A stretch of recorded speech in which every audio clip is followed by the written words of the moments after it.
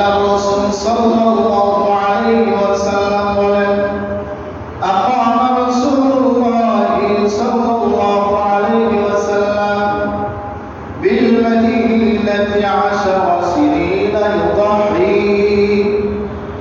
বিশরাফি মুহাম্মাদুর রাসূলুল্লাহ সাল্লাল্লাহু আলাইহি ওয়াসাল্লাম বলেন, আমি মদিনায় 10 বছর থেকেছি, 10 বছর কাটিয়েছি মদিনা শরীফে। 10 বছরই কুরবানির এই আমলটা আমি নবী করেছি। সুবহানাল্লাহ। নবী করিম সাল্লাল্লাহু আলাইহি ওয়াসাল্লাম 10 বছর ছিলেন মদিনায়, 10 বছরই কুরবানির আমলটা করেছেন। তাহলে আমরা নবী থেকে পেয়ে গেলাম কুরবানি উনি নিজে করেছেন, এমনকি 10 বছরই করেছেন। 2 নম্বর ফজিলত, তিরমিজি শরীফের 1493 হাদিস, 1493 নম্বর হাদিসের অংশ বিশেষ বর্ণনা। আল্লাহ রাসূল সাল্লাল্লাহু আলাইহি ওয়াসাল্লাম বলেন, পশুগুলো যে আছে কুরবানির পশুগুলোর শিং এবং খুর, শিং এবং খুরের বিশেষ কিছু ফজিলত আছে। আল্লাহর নবী বিশ্ব নবী রাহমাতুল লিল আলামিন বলেন, ইন্নাহা লাতাতি ইয়াওমাল কিয়ামাতি বিকুরুনিহা ওয়া আশআরিহা ওয়া আসলাফিহা।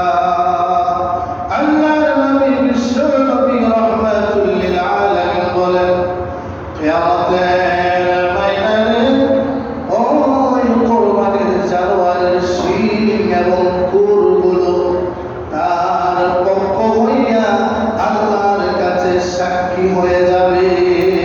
সুবহানাল্লাহ। 2 নম্বর ব্যাখ্যা মুফাসসিরিন কেরাম করেছেন। 2 নম্বর ব্যাখ্যা হলো কুরবানির পশুগুলোর শিং এবং খুরগুলো, এইগুলোর বদৌলতে আল্লাহ পাক রব্বুল আলামিন কুরবানির দাতাকে সওয়াব দান করবেন। সুবহানাল্লাহ। তাইলে আমরা জেনে গেলাম কুরবানির পশুর যে শিং আছে, খুর আছে, এগুলোর বদৌলতে আল্লাহ পাক রব্বুল আলামিন সওয়াব দান করবেন। 3 নম্বর ফজিলত, ইবনে মাজাহ শরীফ হাদিসের অংশ বিশেষ 3122 নম্বর হাদিস, 12 নম্বর হাদিস। আল্লাহ হাবিব সাল্লাল্লাহু আলাইহি ওয়াসাল্লাম বলেন, ক্বালা বিকুল্লি শা'রাতিন হাসানা।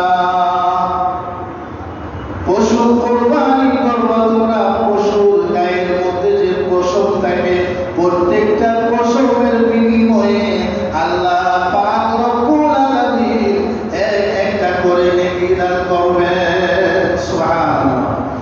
এক ব্যক্তি জিজ্ঞাসা করেন, ক্বালু ফামাসুকু ইয়া রাসূলুল্লাহ, কিছু কিছু পশু থাকে আমাদের সমাজে যেগুলোর মধ্যে অধিক পরিমাণ পশম, ওইগুলো কি আল্লাহ পাক রব্বুল আলামিন নেকি বেশি দিবেন? যেমন ধরেন ছাগল বকরির তুলনায় ভেড়ার গায়ে অনেকগুলো পশম থাকে। আল্লাহ হাবিব সাল্লাল্লাহু আলাইহি ওয়াসাল্লাম হাদিসের মধ্যে বলেন, বিকুল্লি শা'রাতিন মিনাস সু, ওই বেশি পশম যুক্ত পশুটার গায়ে যে বেশি পশম আছে, ইহার বিনিময়ে আল্লাহ পাক রব্বুল আলামিন প্রত্যেক পশমের বিনিময়ে একটা করে নেকি দান করবেন। সুবহানাল্লাহ।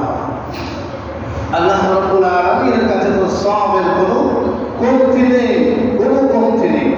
আল্লাহ পাক রব্বুল আলামিন এত ফজিলত রেখেছেন কুরবানির মধ্যে।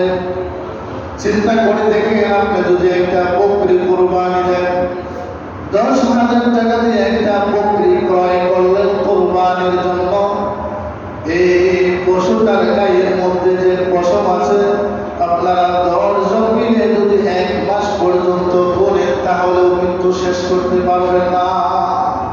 তাহলে যদি বড় একটা গরু হয়, একটা ভেড়া হয়, কি পরিমাণ পশম আল্লাহ তার গায়ে দিয়ে দিয়েছে, এবং প্রত্যেকটা পশমের বিনিময়ে একটা করে নেকি আল্লাহ পাক রব্বুল আলামিন দান করবেন। সুবহানাল্লাহ।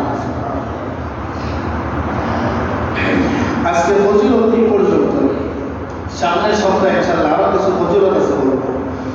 কোরবানি তো আমরা করবো, কিন্তু 4টা বিষয় আমাদের মাথায় রাখতে হবে। খুব ভালো করে খেয়াল করে শুনুন, চারটা বিষয় আমাদের মাথায় রাখতে হবে কোরবানিকে শুদ্ধ হওয়ার জন্য। কোরবানি যাতে সহি হয়, আল্লাহ পাকের দরবারে কবুল হয়, এই জন্য কমসে কম চারটা বিষয় আমাদের মাথায় রাখতে হবে। এক নম্বর বিষয় হলো নিয়তকে সহি করতে হবে।